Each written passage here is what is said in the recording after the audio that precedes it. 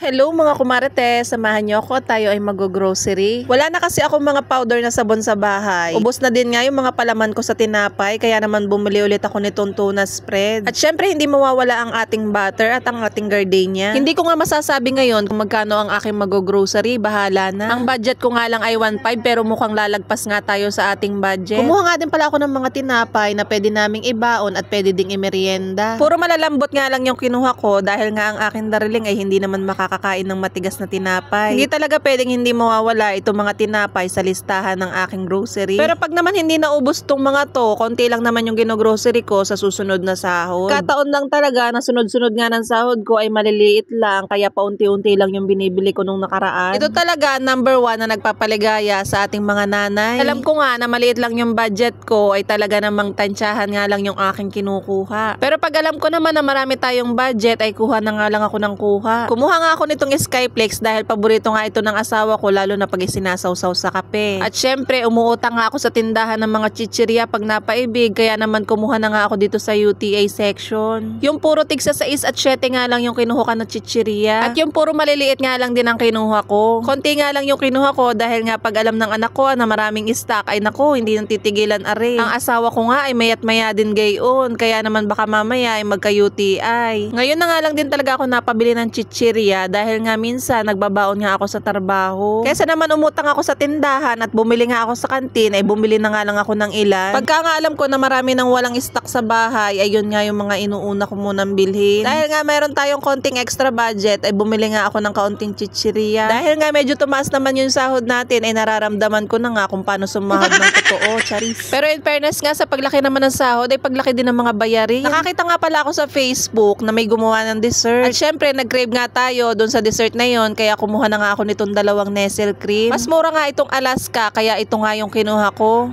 At kumuha na nga rin ako ng isang creme densada. At syempre hahanapin natin kung saan nakalagay yung Graham. Basta abangan nyo na lang kung ano yung dessert na gagawin ko dahil napanood ko nga lang din yun sa Facebook. Pagkatapos nga yan ay nagpunta na nga ako dito sa bilihan ng mga kape. Kumuha nga lang ako ng 2 haba dahil nga meron pa naman ako sa bahay. Naalala ko nga ay may bigay pa nga ang inay na Nescafe na nakalagay sa bote. Yun nga muna yung kakapihin ko dahil 2 bote na yung nasa bahay. Imbis na coffee mate nga ang ilalagay natin, ay bumili nga ako nitong gatas at ito ang ilalagay natin doon. Sayang naman kasi kung hindi magagamit yung Nescafe na yon dahil baka nga laang tumigas. Dito naman tayo magpunta sa bilihan ng mga tissue dahil nga hindi pwedeng mawala ito. Paubos na nga rin yung aking kitchen towel, kaya kumuha ako dito. At syempre yung mura nga lang ang ating kukuhanin. Ito nga ay 2 na 80 pesos lang. Kaya naman ito na nga yung kinuha ko. At syempre naghanap na nga rin ako ng tissue na pwede kong ilagay sa bag. Dahil nga minsan ang hirap pag wala kang tissue sa bag, kaya naman ito na yung kinuha ko. Maliliit nga na rolyo ito, pero 4 na piraso na nga.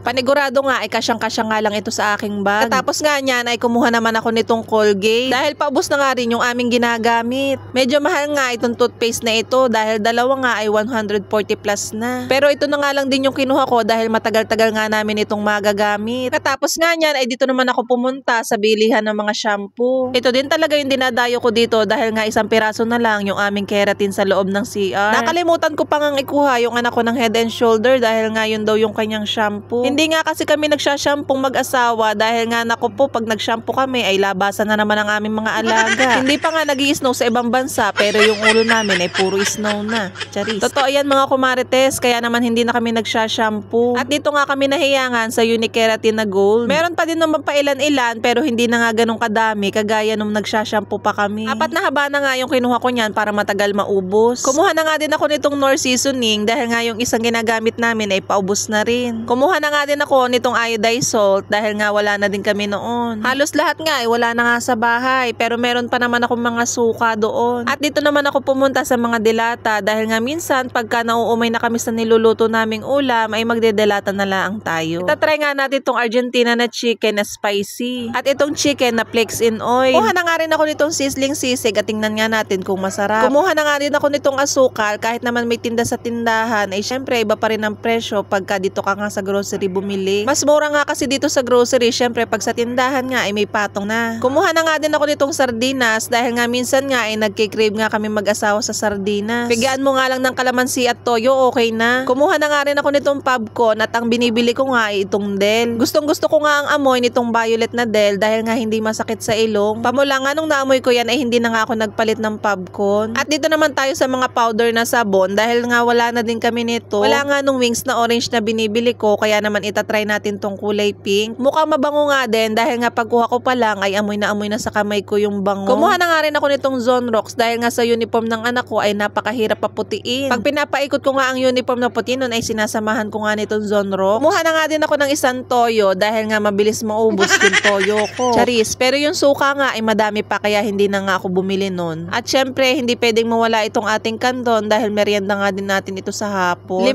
chili mansi nga yung kinuha ko at 3 naman itong sweet chili. Dahil mas paborito nga ito ng anak ko. Pagkatapos nga niyan ay iniisip ko nga kung meron pa ba akong kulang na mga binili. At habang nag-iisip nga ako ay pipila na nga tayo dahil nga mahaba ang pila sa counter. Pagka ganitong linggo kasi ay maraming ang namimili. Tapos isa pa yung counter nila kaya napakahaba ng pila. Ito nga pala ako mga kumarites namili sa Super A. Dahil mga kumarites hindi nga tayo nagka-cash dahil nga card yung ginagamit natin dito. Buti na nga lang at napansin nga nila na mahaba na yung pila kaya naman yung counter ay ginawa na nilang dalawa. Nag-avail na nga din pala ako ng card nila dito dahil nga dito na nga din ako namimili. Sayang naman kasi yung mga points lalo na kung marami kang pamimilhin. Diyan nga sa napamili ko na yan ay naka 12 points din ako. O diba, sayang din yun. Ang ayoko nga lang dito sa mga card na to ay may expiration date. Maganda sana kung walang expiration at lifetime mo nang pwedeng magamit itong mga card nila. At syempre, pag expired na nga ay pwede mo namang gamitin yung mga points. Pagkatapos ay pwede ka ulit mag-avail ng mga card nila. Nag-aantay nga pala sa labas yung akin darling at doon ko na nga lang siya pinag-antay. Pagka nga grocery ay sa akin nga nakatoka. Ang budget naman sa pang-ulam ay ang aking asawa. Pero minsan nga ay mas lamang pa din ako sa mga bayarin. Pero okay lang naman yun dahil napapagkasya naman. Hindi ko pa nga natitingnan kung magkano na yung presyo nitong aking mga napamili. Napasilip man din ako sa monitor at medyo napagulantang nga ako ng kauntian. Dahil yung 1.5 nga na budget natin ay talaga namang lumagpas pa. Pagka nga hindi na ako nagko-compute ay alam ko naman kasi na may ibabayad tayo. Pero pag tight nga tayo sa budget ay talaga namang kino-compute ko. Mamaya nga ay wala nga tayong ibayad. At yun lang naman mga kumarites ang kaganapan natin for today's video. Salamat sa mga nanonood ng aking mga mini vlog dahil ito nga ay libangan ko lang. Yun lang naman po. Bye!